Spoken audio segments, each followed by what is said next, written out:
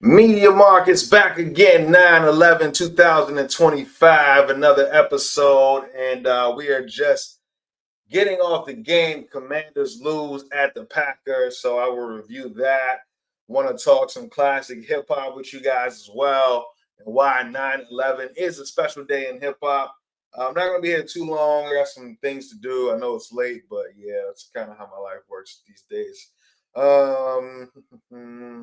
What else do we got on here? We'll go through the Rip movie trailer. Looks like a really good movie coming out on Netflix, so we'll talk about that. And Fresh Prince of Bel-Air 35-year anniversary. So it's kind of where we're at with it. Give me 1 second as I think about the money that I won. But we're here, Media Market, September 11, 2025, in the building. Dun, dun, dun.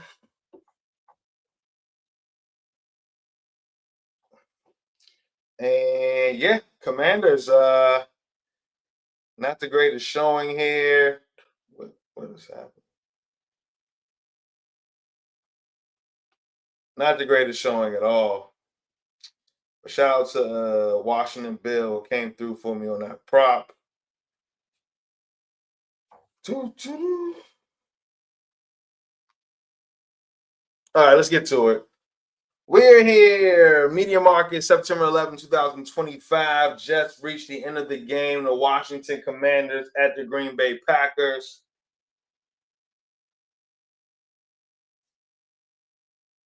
Green Bay wins 27-18. It didn't feel close most of the time. Green Bay does get the W there, 2-0 in the season, while the Commanders fall to 1-1. This Green Bay defense looked real. It looked very real. They look thorough. They can get to your quarterback with 4, and it makes it much easier for their defensive backs. Literally, the defensive backs were just standing, not even backpedaling. They're just standing there waiting for their guys to get their front 4 and disrupting passes after. So Green Bay showed a lot. They beat 2 playoff teams now back to back in the Lions and the Commanders. Do it on a short week versus the Commanders. They get it done. They get it done at home. They cover the 3.5 point spread, win by 9 points here. And they really just smothered Washington. Washington scored 15 in the fourth quarter.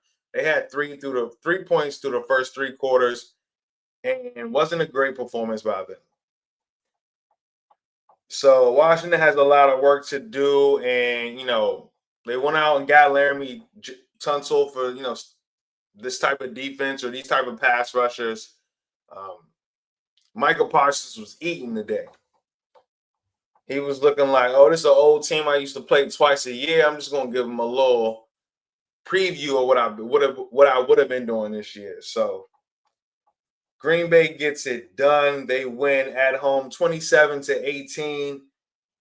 And Washington has to find a way to move the ball better. Terry McLaurin, he had a lot of targets. Debo scored late on a touchdown. Austin Eckler goes out with an injury, an Achilles injury, and that honestly might be it for Austin Eckler as an NFL player. But he could bounce back, and Godspeed health for him. But yeah, Commanders, after 2 weeks, I'm not very impressed by them right now. I'm not. You went against a bad Giants team last week. You get it done, but you didn't look impressive while doing it. Your defense did, but tonight your defense looked bad. They're going right at Marshawn Lattimore, rather. They're throwing right at him. So, this is something that Washington has to get together. Green Bay just really won the game. Washington only had 3 points through the first 3 quarters. That won't win you too many games. They scored 15 in the fourth quarter. That's why it looks respectable, 27-18. But Green Bay can get to your quarterback with 4 people rushing, and their cornerbacks are just sitting back, and they're living on a good island because they don't have to do too much. So, Green Bay, we know they made that trade for Michael Parsons. Look like it's working out. It really does. This team can get to you with 4 rushers only. And then Jordan Love in the offense looked pretty good today. Jordan Love, let's see his stats. Jordan Love was 24 42. No, I'm sorry. That was Jaden Daniels' stats. Jordan Love was 19 of 31, 292 yards, 2 passing touchdowns. He also had 12 rushing yards. I know a lot of people had it over his 5.5 rushing yards. Matthew Golden had 15 rushing yards himself. Josh Jacobs, 84 yards on the ground, 23 rushes. Tyler Kraft, 6 receptions, 124 yards and a touchdown. So Washington defense did not look up to par today. They looked good last week, but that looked like an inept Russell Wilson-led Giants, and we'll learn more about the Giants this week, obviously in their game versus the Cowboys. But them Packers, man, that's the type of team that could, get deep in the playoffs, rushing 4 and just causing havoc from that standpoint. Quarterbacks are uncomfortable, got to get the ball out, and defensive backs can take advantage of that. So shout out to the Green Bay Packers, got it done at home, covered the spread as well, and they're 2-0 in the season while Washington drops to 1-1, and Washington has some things to improve on. All right, like I said, I'm going to get out of here pretty soon. I got some things going on. I got to get out of here. But I'm going to pull up for Media Markus in the stream. And, what else did I want to talk about today? A couple of things in the entertainment world. Actually, let's stick with sports. Anthony Davis. Let's stick with sports. What's going on with Anthony Davis, man? Kawhi, can you tell me? This isn't funny, Kawhi. Anthony Davis could miss the Mavericks season opener. Anthony Davis could miss the Mavericks season opener on October 22nd. He is dealing and recovering from eye surgery and hasn't fully recovered to be on the court yet. NBA champion Anthony Davis, former Laker, he won his championship there. But, he's with Dallas now, and this is a good basketball situation for Dallas, right? They have Anthony Davis, they have Kyrie Irving, they have Cooper Flag, a lot of other, pieces around that. But you need Anthony Davis to be healthy. He's already on the wrong foot starting off. I'm thinking about that playoff game, or was it a play-in game? He was going crazy last year, just looking like he was playing hurt the entire time. And you really need Anthony Davis to stay healthy, rather. He's only getting older. But to start off the year like this, not very good vibes. Not very good vibes right there for Anthony Davis. Start off the season. But, yes, Yahoo Sports reported that Anthony Davis could miss the Mavericks season opener on October 22nd as he's recovering from eye surgery. So that's the latest on Anthony Davis. We'll see if he'll be able to make that debut game on October 22nd. But like I said, a lot of injury history here. Kyrie obviously going to come back from the ACL. That's, he has some injury history as well. And this is kind of the fear that you have with those two players specifically, both NBA champions, both a ton of pedigree. But Anthony Davis dealing with another injury, this one to his eye, and he may not be ready for October 22nd's debut game for the Mavericks this season. So that's the latest on Anthony Davis. That's all I got today for sports. Going to keep it moving. There's a new movie coming out called The Rip. I don't know if you guys have seen it, but looks pretty solid. Looks pretty solid. So I want to talk about that. I'll talk I'll kind of go into archives after this, but let's check out the Rip official trailer and see what we got going on here. And this is the Rip, new movie coming out on Netflix. Ben Affleck, Matt Damon, I believe, as well. We have a few more questions. Last time we spoke, you described the job as follows. Your unit works the dope game. Drugs, guns. Knock, knock, Miami PD. How you doing this evening? 5 cops just magically appeared on my doorstep. I've been better. Don't mind if we come inside. But the majority of your work consisted of cash seizures. I don't have any drugs. The dog's not trained to detect drugs. The dog's trained to detect money.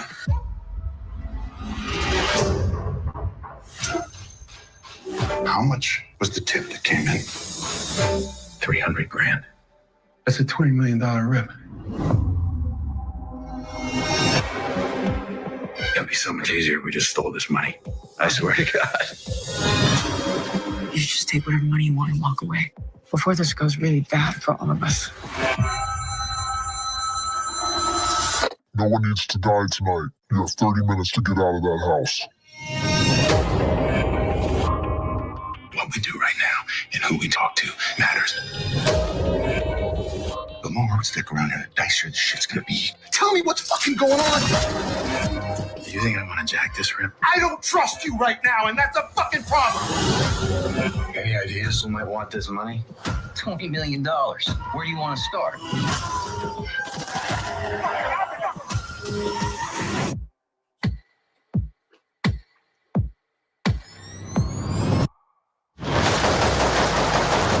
AWTGG.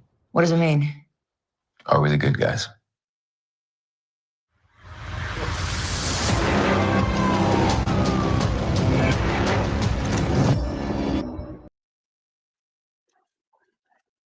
All right, that's the trailer for The Rip. Matt Damon, Ben Affleck, Tiana Taylor also in there. Make some noise for Tiana Taylor.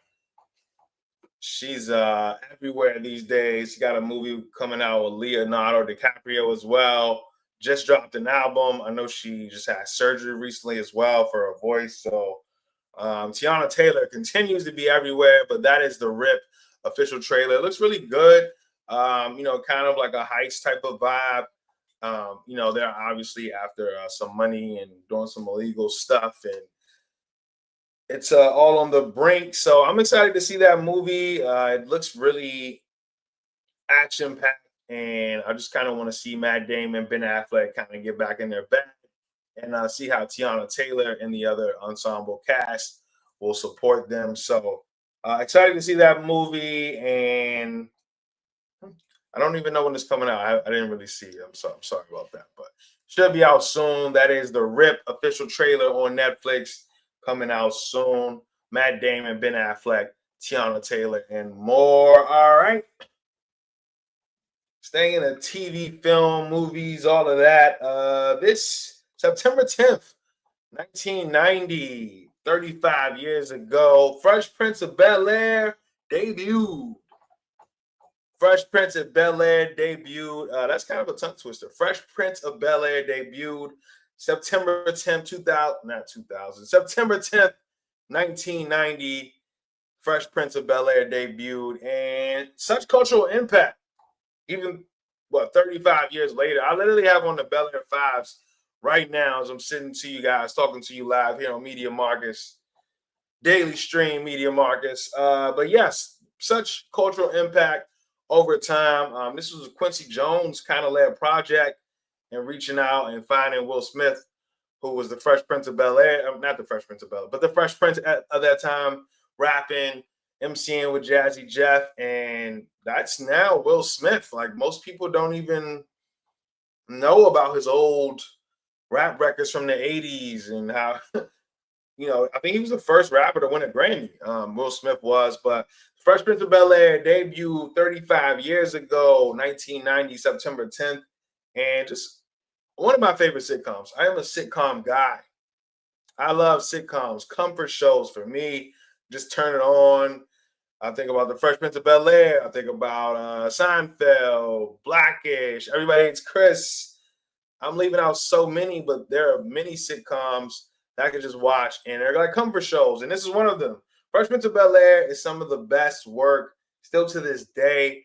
I think about the writing in the show. One of the biggest things, right? And I'll probably review this episode coming up soon, but there's season 4 episodes 1 and 2 for the Fresh Prince. I need to know who actually wrote that episode or those episodes. It was a 2-part episode.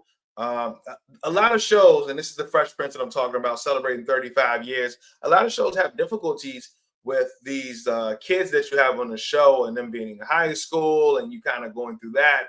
And yeah, that transition of when they go to college, I think about a show like Moesha.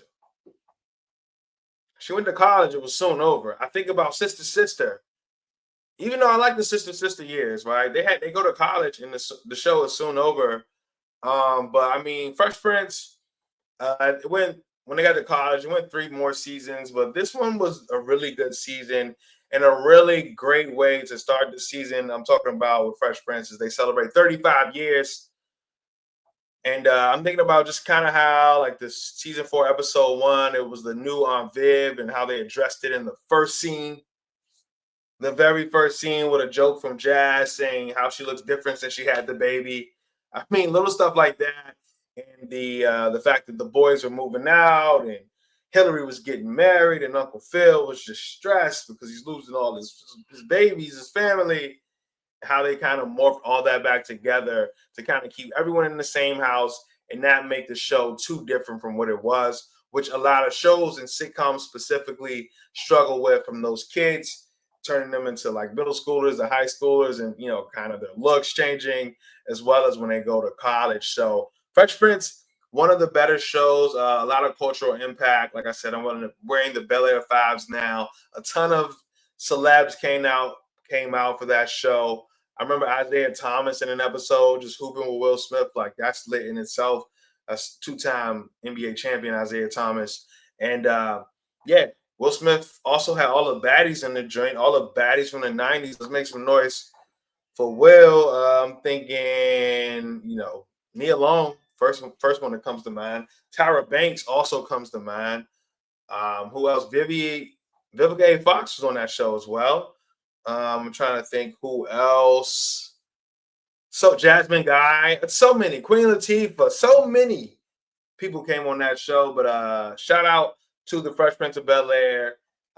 They're celebrating 35 years, and still a cultural impactful show today. And I really appreciate that sitcom. And I'll probably do some reviews on that sitcom this summer as sports will die down, and I will have some things to talk about. So shout out to Fresh Prince of Bel Air celebrating 35 years. All right. Before I get out of here, I don't have too much for you guys, but 9/11 has a lot of not really not. Let me take that back. 9/11 in America, you really kind of think of one thing, right? The tragedy, the terrorist attacks, 9/11, and the Twin Towers and all of that. And mindfully so, like the people that risked their lives, and there are people that passed away because of that. A lot of people. I remember when it happened, a really big deal, and rest in peace to those who lost their lives, and people who still suffer from like the smoke and inhalation and stuff like that. At Ground Zero. So that's what we think when we hear 9/11 in America, at least me. But today, well, I've known, right? I'm talking about hip hop, right? Now I'm talking about hip hop. 9/11 is a pretty classic day in hip hop history.